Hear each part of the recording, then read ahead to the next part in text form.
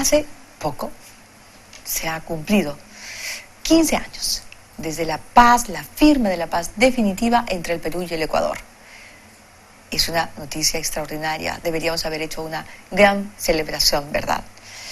Pues bien, hay personas que sí celebran, y personas que celebran además con su memoria y que celebran también con su talento.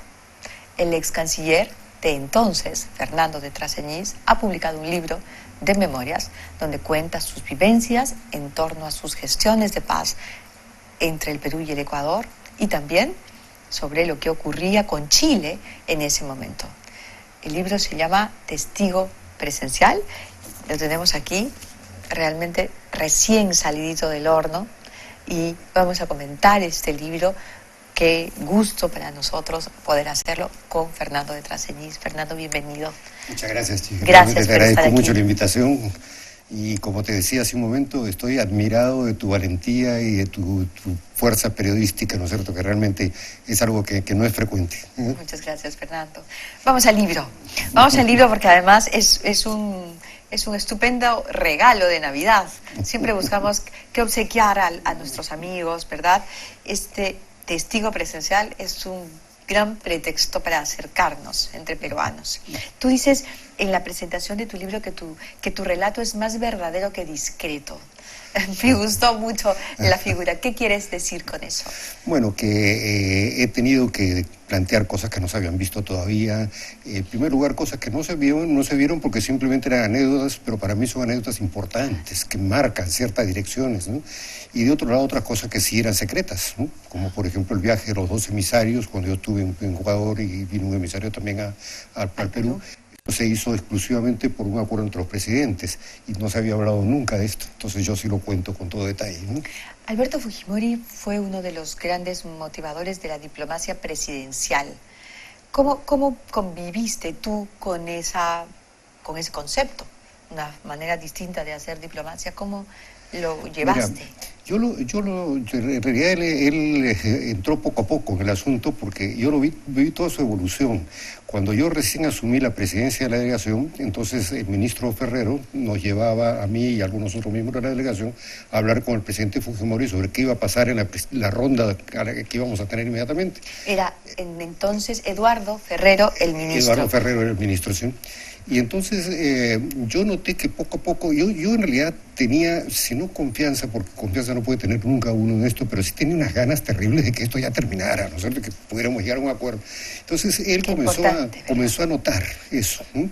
Y hay un momento en el cual incluso cuando salimos para una de las reuniones, Eduardo Ferrero le pidió para tomarnos una foto, ¿no? Y entonces cuando estábamos ahí en la foto, él se volteó donde mí y me dice: mire, doctor Traseñís, si las cosas salen bien, esta foto va a ser histórica, ¿no? Si salen mal, será por lo menos una cosa buena, pero una foto de recuerdo de su familia. Bueno, ya él estaba viendo que había posibilidades. Entonces, en la medida que había ido avanzando en eso, él se ha ido involucrando más. Y luego pasó a eso que llamamos la diplomacia presidencial, porque se hizo muy amigo de Maguad. Y entonces en esta amistad que se hizo muy rápidamente, tú sabes que los presidentes se tratan todos de tú de inmediato, ¿no? Lo mismo que los cancilleres todos de tú, ¿no? Y entonces inmediatamente se hizo una relación con Maguad en realidad muy interesante, ¿no?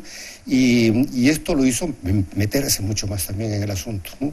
Y entonces, claro, había muchas reuniones que eran entre él y Maguad, pero él me llamaba a mí y me pedía que yo estuviera en la reunión presente. No había otras personas, ¿eh? Jorge Valdés, el embajador Valdés, que venía también a veces, que estaba con su computadora tomando nota, pero en realidad prácticamente quien discutía era yo, y el presidente me decía: usted, ¿no es cierto?, discute, y yo en realidad aquí voy a intervenir cuando me parezca. Entonces cada cierto tiempo él tenía alguna intervención, pero yo llevaba la discusión con Maguad, ¿no? Fue una cosa muy positiva, o sea, no hubo ningún tipo de problemas ni de desentendimientos, ¿no? Creo que todos pensábamos, los que estábamos metidos en esto, la delegación mía, que era de primera, todos pensábamos que aquí teníamos que hacer el máximo esfuerzo, pero llegar hasta el final. ¿Y todos tenían las mismas ganas, los peruanos y los ecuatorianos?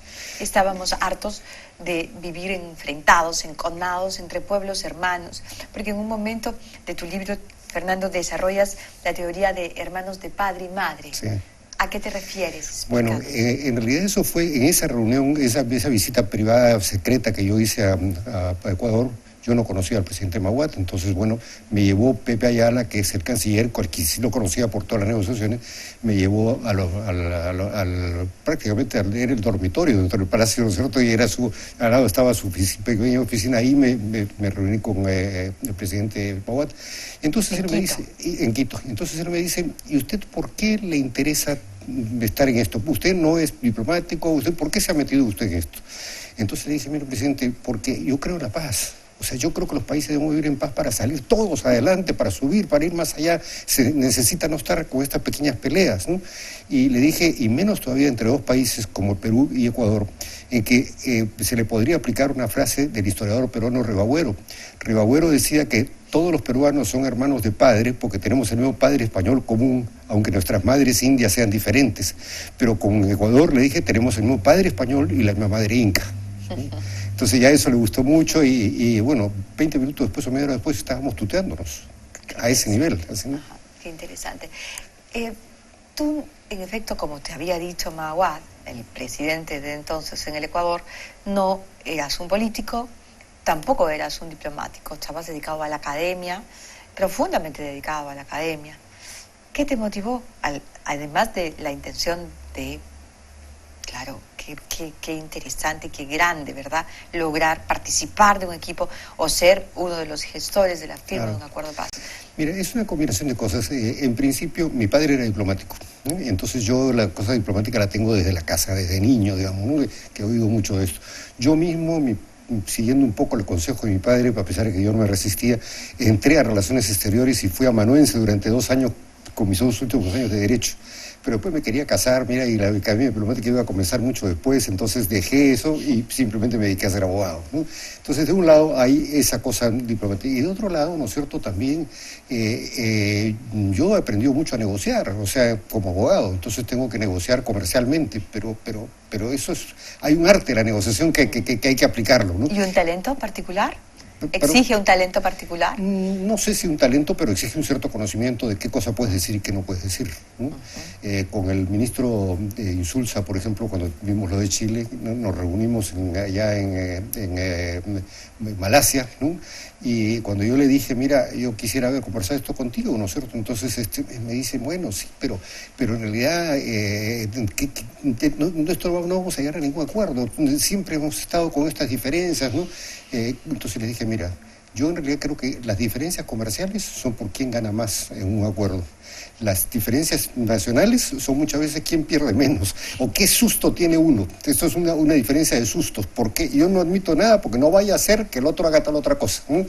Entonces me dice, bueno, ¿cómo lo aplicas? Le digo, mira, por ejemplo, me dice, ¿ustedes qué quieren en el Perú? Entonces le dije, nosotros queremos que simplemente se cumpla el tratado, ¿no?, y que tengamos un puerto, un muelle a nombre del gobierno peruano. Bueno, y ahí nomás comenzamos, ya esto no es posible seguir, ¿no? Porque en realidad Chile nunca va a permitir esto. ¿Por qué? Le digo, a ver, dame tu miedo.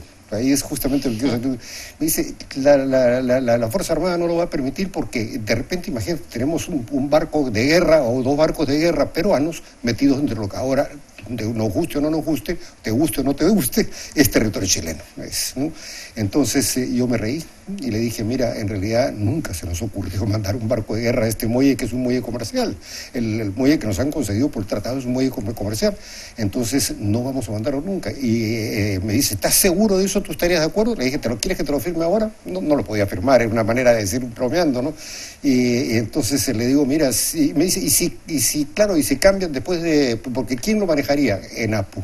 Y si cambian de la Empresa Nacional de Puertos, ¿qué pasaría? Pues firmamos en el acuerdo de ejecución, firmamos diciendo que lo tendrá quien le toque los puertos civiles y comerciales peruanos, no los puertos militares. Ay, caramba, me dijo, parece que hemos resuelto el primer problema.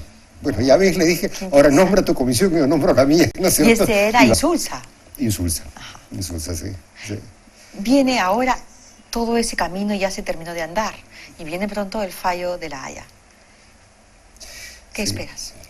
Mira, yo prefiero en eso no opinar, porque lo que yo diga, ¿no es cierto?, para bien o para mal va a repercutir aquí en Santiago, ¿no es cierto?, en todas partes. Entonces yo prefiero no opinar, yo prefiero esperar tranquilamente que salga la resolución.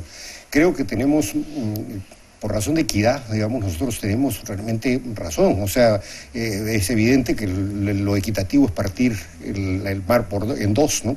Dos partes. Ahora, las cosas son complejas, las cosas son complicadas y yo no puedo asegurar quién va a ganar ni quién va a perder, digamos, en esto, ¿no? Lo veremos y después, si quieres, te puedo participar en otra entrevista, pero una vez que pase esto. De todas maneras, yo creo que la conciencia de los dos pueblos, y en eso sí creo que todos podemos sumar, es en que una vez que se resuelva, todos habremos ganado. Porque no hay peor situación que una situación en la que no se termina de resolver, una situación de indecisión o de espacio de fisura para el encono, para el enfrentamiento, ¿no? Ya no somos enemigos, eso es lo más importante. Claro, eso es muy importante, eso es muy importante. Mira, con Chile, por ejemplo, a mí, te digo, me daba vergüenza en el año 99 entrar ya prácticamente al siglo XXI con unas deudas que eran de problemas que venían desde la época de la guerra, es decir, en 1879, ¿no? Era realmente mucho tiempo. Pero yo creo que ahí hubo una cosa terrible desde el Tratado de 1929, ¿no? En el cual se llega a un ajuste de las cosas de la guerra, ¿no? Había un Cristo que se debía poner encima del Morro de Arica, un Cristo enorme, ¿no? Con las manos abiertas, mirando al mar, el Cristo de la Concordia, mirando el mar, con la mano derecha hacia el Perú y la mano izquierda hacia Chile, ¿no? Bueno, tú sabes que por estas rencillas que habían del muelle y que el tren y todas estas cosas, nunca se puso ese Cristo. Y ese Cristo estaba tirado en un galpón desde el año 29 o 1 o 2 años después, digamos, hasta ahora. Hasta hace 15 años. Yo digo, uno un poco todos los tiempos. Bueno, estuvo tirado en un galpón.